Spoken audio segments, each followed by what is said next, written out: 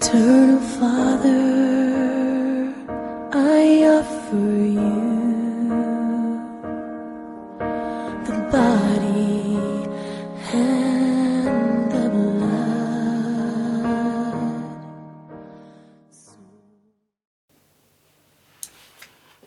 Nimetukuza Jehova Mungu wakati huu. Ametenda makuu. Na hata wewe umejua ametenda makuu. Wacha tuombe kwanza ndio tuendelee kwa hizo maneno. Baba, nimeinua jina lako juu, nimekushukuru, nimejikabidhi mkononi mwako, nimeweka kila kitu mkononi mwako. Jina lako itukuzwe, katika jina la Yesu Kristo nimeomba nikiamini. Amen. Wacha tukasome kupitia kwa kitabu takatifu. Wacha tusome kupitia kwa kitabu cha Zaburi 124. Inasema, kama Mwenyezi Mungu asingelikuwa upande wetu, semeni nyote mlio katika Israeli. Kama Mwenyezi Mungu asingelikuwa upande wetu, wakati ule tuliposhambuliwa na madui, hakika tungelimezwa tukiwa hai. Wakati hasira zao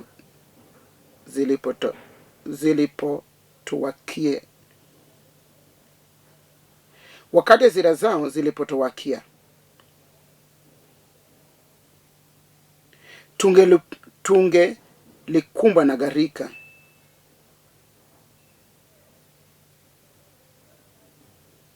Tungelifunikwa na maji na mto wa maji.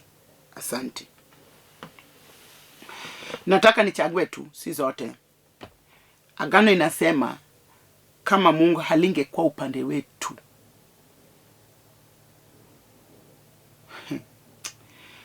Kama Mungu halingekuwa upande wetu. Hii kitu sijui nisemaje ili upekee uingie kwako. Kuna vitu zingine zinatendekanga ambaye kama si Mungu hatuwezi tukapita.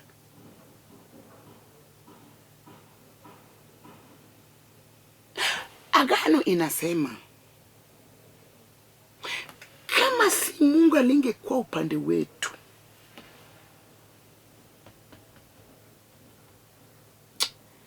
Mungu nisaidie hii kitu isikikwe. Nami ninashuhudianga ya kwamba nilikufa nikafufuka.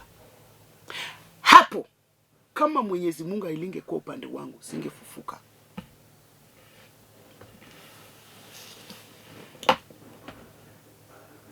Ninashuhudianga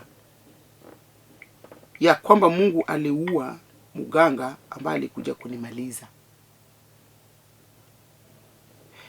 Kama Mungu alingekuwa upande wangu, mganga angekufa, mimi ndio ningekufa. Mimi ninashuhudianga ya kwamba Mungu aliponya tumbo yangu ambayo shetani alitoboa. Kama Mungu angekuwa upande wangu, haingewezekana.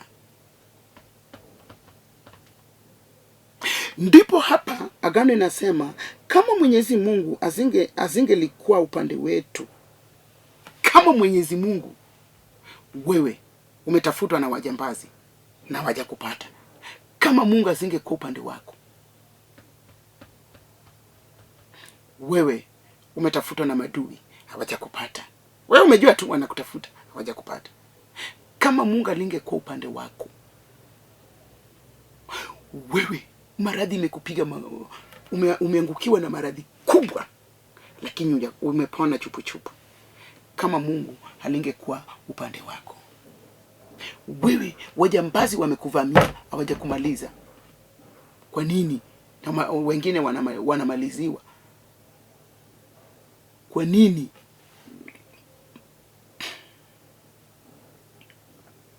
Na wengine wanakufa kwa mkono ya wajambazi. Na wewe mpana wamekuvamia lakini hawajakumaliza. Kama Mungu asingelikuwa upande wako, wengi wamepelekwa kwa theater wapazuliwe, wengine wamebaki kwa theater hawajarudi na wako. Wewe umeenda kwa theater mara 5 na bado uko mzima. kama Mungu asingekuwa upande wako.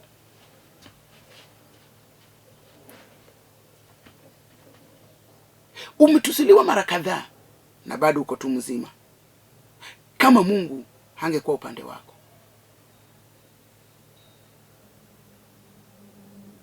Oxoneas wamekuja kwako, wamechukua vitu zako. Kwa neema yake Jehova Mungu hawajakumaliza, vitu wamechukua, lakini maisha yako wamekuachia. Kama Mungu hangekuwa upande wako. Hii ni kitu inatakikana tupaniwe akili zetu ama sikio yetu, yani kusikiliza kwetu.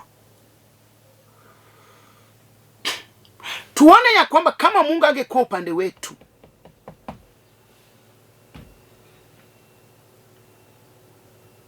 umepata jali mingi, hata moja tu, mpaka ukabaki na alama. Kama Mungu angekuwa upande wako.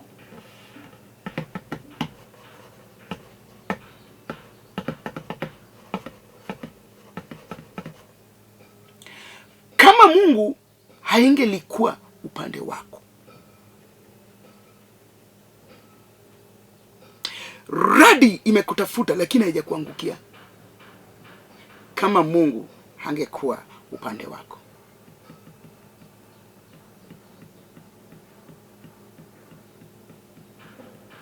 Nyoka karibu ikuume kwa ajili ya Mungu, haijakuuma. Kama Mungu angekuwa upande wako, nini ingetendeka? Kama Mwenyezi Mungu angekuwa upande wako, majirani wamekwendea ugangani, umefutwa, umeingizwa hata kwa chupa, hata kwa nyungu, lakini hakuna kile imetendeka maishani mwako. Kama Mungu halingekuwa upande wako.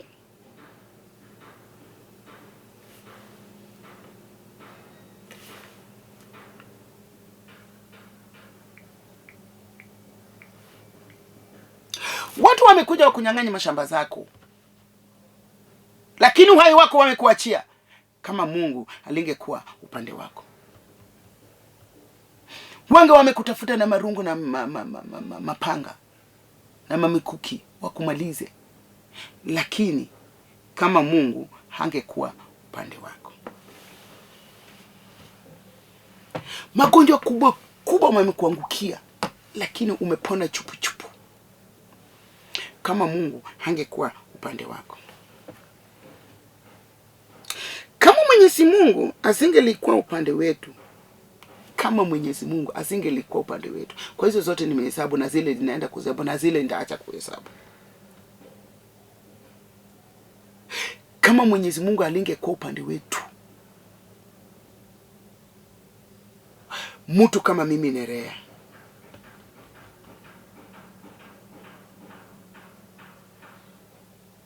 watu walikuwa wananichukia, lakini sijui ni kwa nini. Lakini sababu Mungu alikuja upande wangu, niko vile nilivyo, sababu Mungu amekuja upande wangu. Kama Mwenyezi Mungu asingelikuwa upande wetu, kama angekuwa upande wetu, asingelikuwa upande wetu Mungu. Semeni nyote mlio katika Israeli, kama Mwenyezi Mungu asingelikuwa upande wetu wakati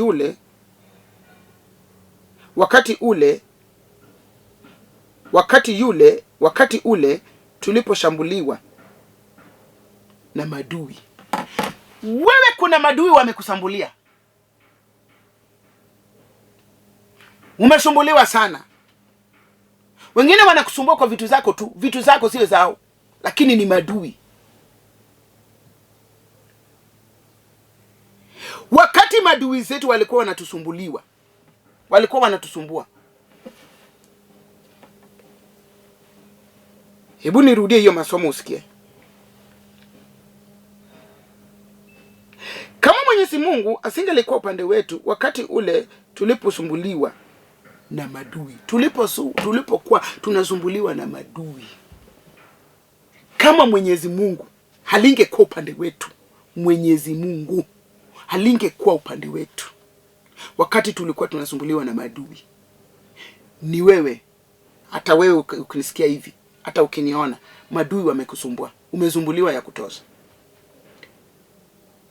Swali ni hii: kama Mungu alingekuwa upande wetu,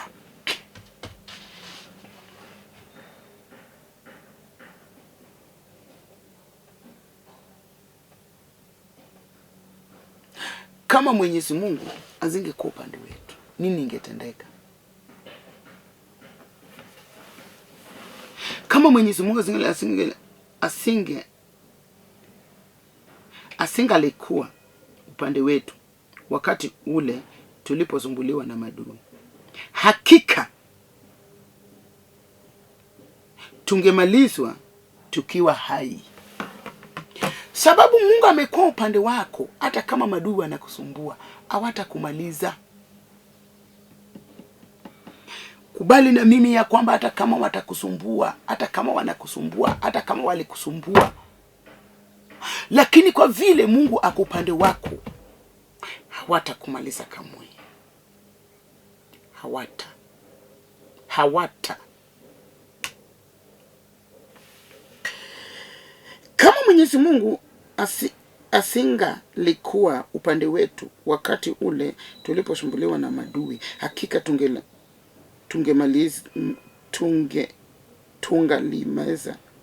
tungalimezwa kwa hai. Wakati maadui wanakuja na hasira zao na madharau zao na vita zao, wanakuja ili watumalize. Adui hataki akuone kama bado uko mzima, uko hai, bado unatembea. Kazi yake ni kukuja na kukumaliza. Hapa ndio gani nasema Mungu angekuwa upande wetu, wangetumaliza kama tuko hai. Wanakumaliza na unaona tu. Unaona tu wakikumaliza. Lakini kwa ajili Mungu amekuwa upande wetu, kwa sababu Mungu amekuwa upande wetu,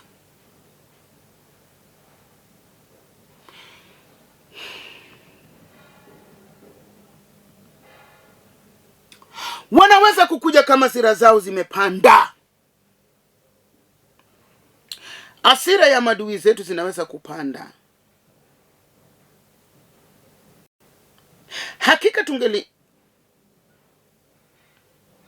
Hakika tungelemezwa tukiwa hai wakati hasira zao zilipotuakia.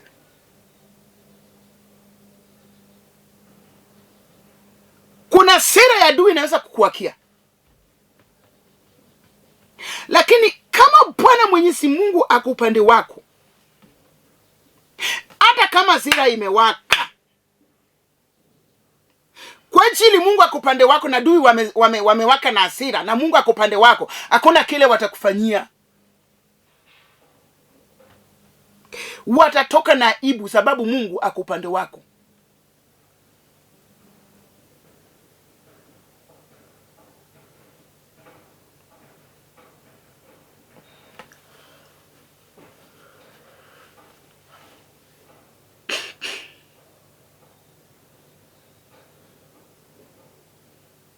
Hakika tungemalizwa tukiwa hai wakati hasira zao zilipotuakia.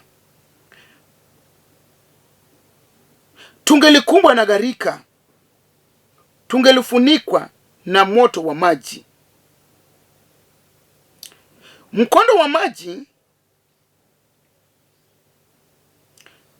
ungelituchukua.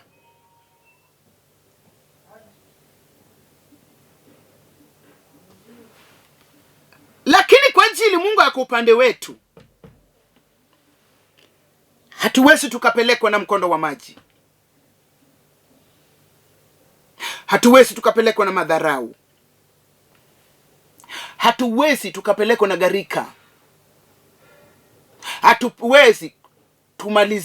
Hatuwezi tukamalizwa na hasira ambayo inawaka kama moto kwetu ya maadui zetu. Hatuwezi, ikiwa Mungu ako upande wetu. Ujiulize swali ya kwamba, je, Mungu ako upande wangu? Na kama ako upande wangu, sigarika haitaenda na mimi. Mkondo wa maji haitaenda na mimi.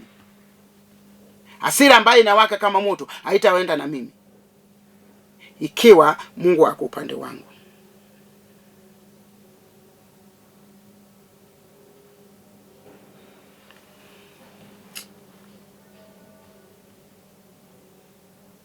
Hakika tungemalizwa kama tuko hai. Inatakikana watu waombe sana.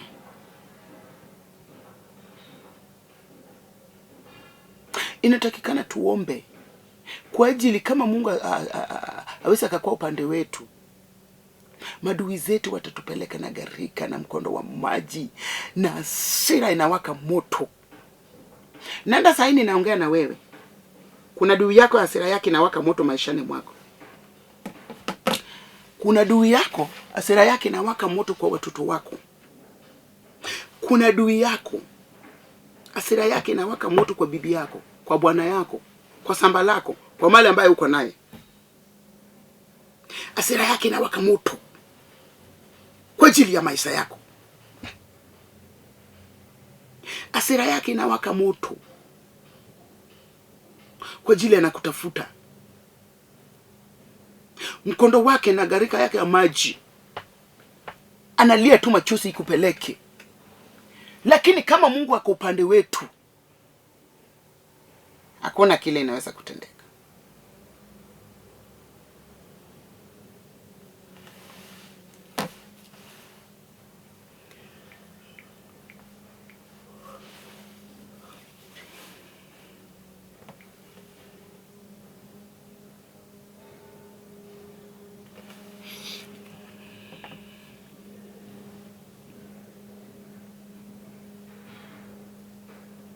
Atukuzwe Mwenyezi Mungu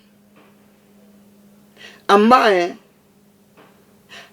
hakutuacha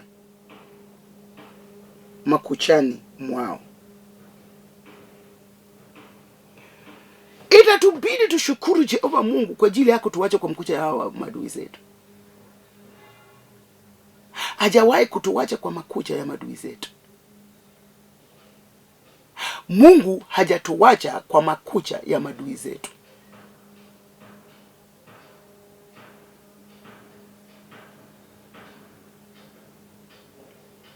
Wacha tumshukuru, tuinue jina lake juu. Tumeponya kama ndege mtegoni. Mtego imeteguliwa, nasi tukaokoka. Msaada wetu watoka kwa Mwenyezi Mungu aliyeumba mbingu na dunia. Unajua wewe umetegwa kama ndege? Ujui? Madui wamekutega. Magonjwa yamekutega. Vitu viovu zimekutega kama ndege. Lakini furaha yangu ni ya kuwa tumeponya kama ndege. Utaponya sasa. Utaponya kama ndege wewe. Kwa ajili ya Yesu Mungu akupande wako. Tumeponya kama ndege mteguni. Mimi pia nimekubali nitakuombea uponye kama ndege mteguni. Bila maombi utapona. Sababu shaitani amekutega kama ndege. Lakini kama tutaomba, msaada wetu inatoka kwa Bwana. Tumeponya kama ndege mtegoni. Mtego imeteguliwa. Unajua mtego imetegelewa? Shaitani amekutegelea mtego. Umewekewa mtego. Lakini sababu ujui, ninataka ujue mtego umetegulewa kwa maisha yako. Lakini kama Mungu atakuwa upande wako, mtego hatakufanyia kitu. Kwa ukweli mtego imeteguliwa maishani mwako. Kubali usikubali, imeteguliwa. Ukiona zile zinatendeka maishani mwako, inamaanisha kwamba umeteguliwa mtego. Ukiona vile inatendeka kwa boma yako ama kwa watoto wako ama kwa ndoa yako, itafungulia akili yako ya kwamba kuna mtego umetegewa naye. Na sababu umetegewa na mtego, leo tutaomba uponye kama ndege ambayo imeponya mtegoni. Sababu maombi kuna nguvu. Tutaomba tuponywe. Shaitani ametutega, madui wametutega, maovu zimetutega, maradhi, maskini, vitu viovu. Lakini tutaponya kwa mtego yao, kwa ajili Mungu amekuwa upande wetu.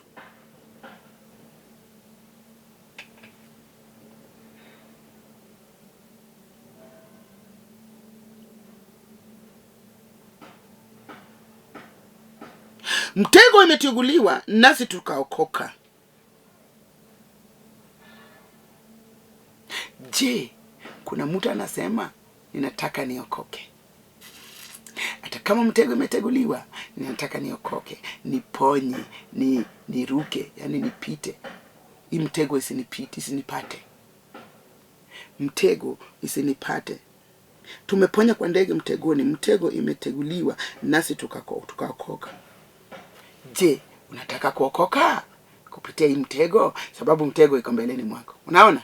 Ukirudi nyuma mtego iko hapo. Ukienda upande wa kulia kuna mtego, upande wa kushoto kuna mtego, mbele yako kuna mtego. Hakuna mahali utapona.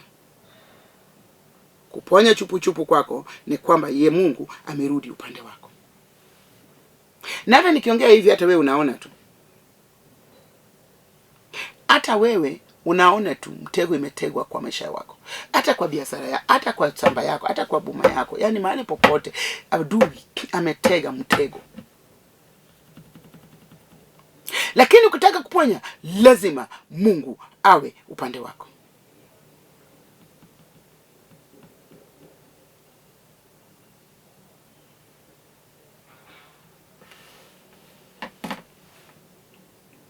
Tumeponya kama ndege mtegoni, mtego iliteguliwa nasi tukaokoka. Unataka kuokoka kupitia kwa mtego?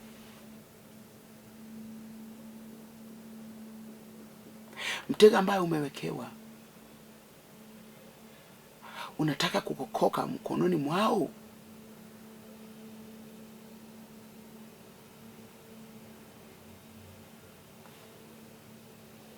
Mungu yuko, atakutoa kwa mtego ya mwovu Shaitani.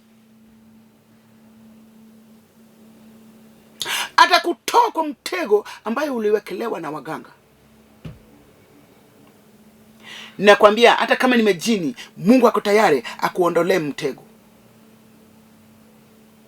Hata kama ni ndoto chafu, Mungu ako tayari kuondolea mtego.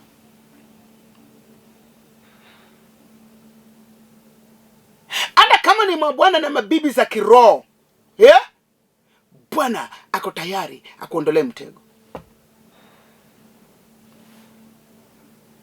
Hata kama na mioyo ya wale walikufa samani wamekuamkia, wametoka mahali walishikwa, Mungu atakuondolea mtego leo.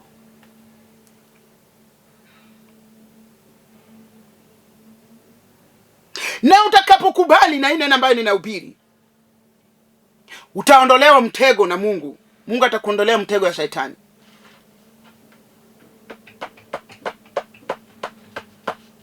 Mtego ya umaskini, ya ufakara, ya kwenyu, ya ukoo, ya laana, Mungu atakuondolea leo. Utaponya, utaokoka kutoka kwa hiyo mkono wa Shetani. Ninasikia ya kwamba tuko tayari kuomba sasa. Lete shida yako. Umejua utego ambayo umetegewa naye. Ruka juu ya hiyo mtego. Mungu anataka kuondolea hapo, ili uokoke, ili uponye.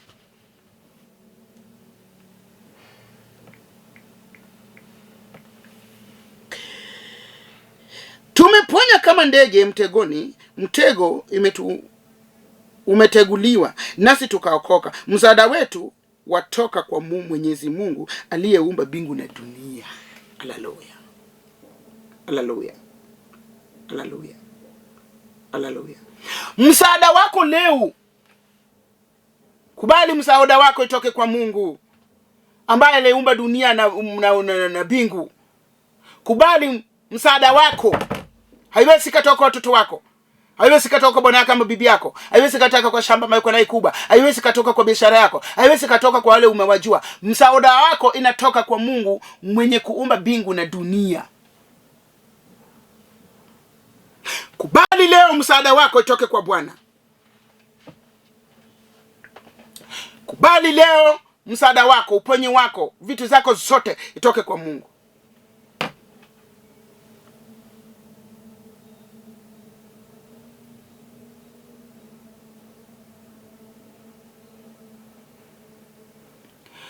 Msaada yako itatoka kwa Mungu.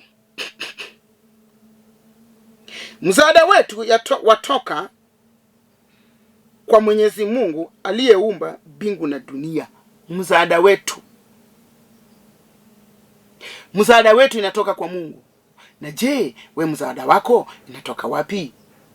Mimi najivunia wokovu ni fahari wangu. Na wewe unajivunia wokovu ni nini ni fahari wako? Msaada wako itatoka wapi? Mimi msaada wangu inatoka kwa Bwana. Nataka msaada wako itoke kwa Mungu. Lete chochote ambayo unaona imetegewa, shetani amekutega naye. Lete sasa. Sanya ulete kwa Mungu sasa. Sababu tunaenda kuomba na wewe. Sababu tumejua ya kwamba tumeponya kwa mtego ya shetani. Tumeponya kama ndege ambaye imeponya kwa mtego ya shetani. Na msaada wetu inatoka kwa Mwenyezi Mungu, muumba wa dunia na nchi na mbingu. Sasa kile shetani amekuwekea leo, tutaenda kupata msaada kutoka kwa Mungu wetu. Leo tunaenda kuchukua msaada. Wacha nikusaidie kuomba ili upate msaada kupitia kwa Mwenyezi Mungu. Baba mtakatifu, huyu alikuwa anatazama TV. Akona shida chungu mzima, hawezi. Amejaribu kutatua, haitatuliwi. Na huyu pia analia kando hii. Akona huzuni nyingi sana. Amejaribu kueleza watu, haiwezekani. Na huyu mwingine amejishikilia. Baba Mwenyezi Mungu, msaada wake itoke wapi? Tumesoma agano ambayo inasema msaada wetu inatoka kwako. Huyu sasa anakulilia ili umpatie msaada itoke kwako. Ulimwengu imemtabika, imemtupa, imemwacha, lakini amekimbilia kwako ili msaada wake itoke kwako. Baba, huyu mgonjwa ambaye amejaribu kujitibu, imesindikana, amekimbia kwako. Umuwezee. Huyu ambaye shetani amemnyang'anya shamba yake, auctioneers wamechukua vitu zake, amekimbilia kwako. Hakuna mwingine anaweza kumwonea huruma kama sio wewe. Baba, katika jina la Yesu Kristo, umrudishie vitu zake. Sababu msaada wake inatoka kwako. Baba, tumeomba. Nimekubali, umepokea. Jina lako itukuzwe. Katika jina la Yesu Kristo nimeomba nikiamini. Amen. Chukua namba ya simu. Mimi ambaye nilikuwa nikiongea na wewe ni Askofu Nereah Mbewa. Ninatoka kwa kanisa la Hope for Good in Christ. Tuko hapa mjini Nairobi. Tuko Njogoo Road, Makongeni. Ukishuka Makongeni Police Station, piga hii namba nitakupatia. Hata ukishuka Rikana, chukua hii namba. Mahali popote umetoka, tuko Njogoo Road. Kuja tuchukue msaada wetu kupitia kwa Mungu. Tafadhali kuja, piga simu, nitapokea, tutasikilizana, tutaomba. Sasa zingine unaweza kutamani kukuja kusali nasi, tumekukaribisha. Mlango iko wazi kwako ukuje. Wacha nikupatie namba. 0720 40 3913. Mungu akubariki mpaka tutakapoonana tena katika jina la Yesu Kristo mkombozi wetu.